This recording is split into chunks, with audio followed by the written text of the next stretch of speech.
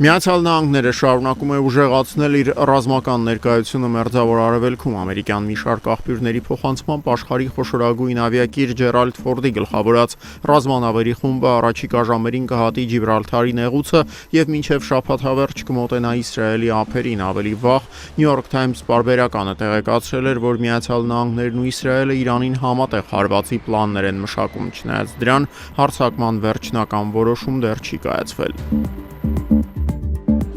BBC հեռուստաընկերության տեղեկություններով բրիտանական ոստիկանությունը ձերբակալել է թագավոր Չարլզի կրտսեր եղբորը Էնդրյու Մաունտբեթեն Վինձորին։ Հեռուստաընկերության տեղեկություններով Էնդրյուն ձերբակալվել է մեջբերում պաշտոնական դիրքի չարաշահման կասկածանքով։ Մեծ Բրիտանիայի թագավորի եղբայրը սկանդալի կիզակետում էր հայտնվել մի քանի տարի առաջ մանկապիղծների միջազգային ցանցի հիմնադիր ամերիկացի ֆինանսիստ Ջեֆրի Էփշտեյնի հետ կապերի պատճառով։ Այդ սկանդալի հետևանքով Էնդրյուն ստիպված էր հրաժարվել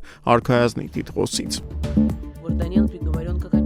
Օլիգարխ Ռուբեն Վարդանյանին վերաբերող Բաքվի դատարանի որոշումը ոչ միայն արդարադատության իրացում էր, այլև Ադրբեջանի ժողովրդին անասելի տառապանքներ պատճառած 30-ամյա հակամարտության խորհրդանշական եւ տրամաբանական ավարտ։ X-իր օգտահաշվում այսօր գրել է Ադրբեջանի նախագահի օգնական Հիքմեթ Հաջիևը։ Ադրբեջանն ապահովել է, որ պատերազմական եւ մարդկության դեմ հանցագործությունների մեջ մեղադրվող անձանց, այդ թվում Բակո Սահակյանին, Արայիկ Հարությունյանին, Ռուբեն Վարդանյանին եւ մյուսներին պատասխանատվության ենթարկեն, հավելել է ադրբեջանցի պաշտոնյան։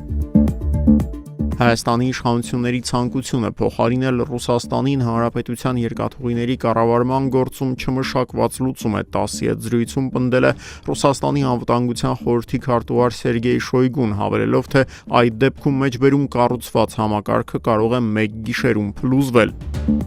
Վրաստանի պետական անվտանգության ծառայությունն այսօր երկու օտարերկրացիների է ձերբակալել ռադիոակտիվ նյութերի վաճառքի փորձի համար։ Գերատեսչության փոխտնօրեն Լաշա Մագրաձեի խոսքով վաճառված ռադիոակտիվ նյութերը նախատեսվում էր դուրս բերել երկրի տարածքից, իսկ ձերբակալված օտարերկրացիները գործարքի արդյունքում մտադիր էին $3 միլիոն վաստակել։ Ձերբակալվածների քաղաքացիությունը Վրաստանի պետանվտանգության ծառայությունն առայժմ չի բացահայտում։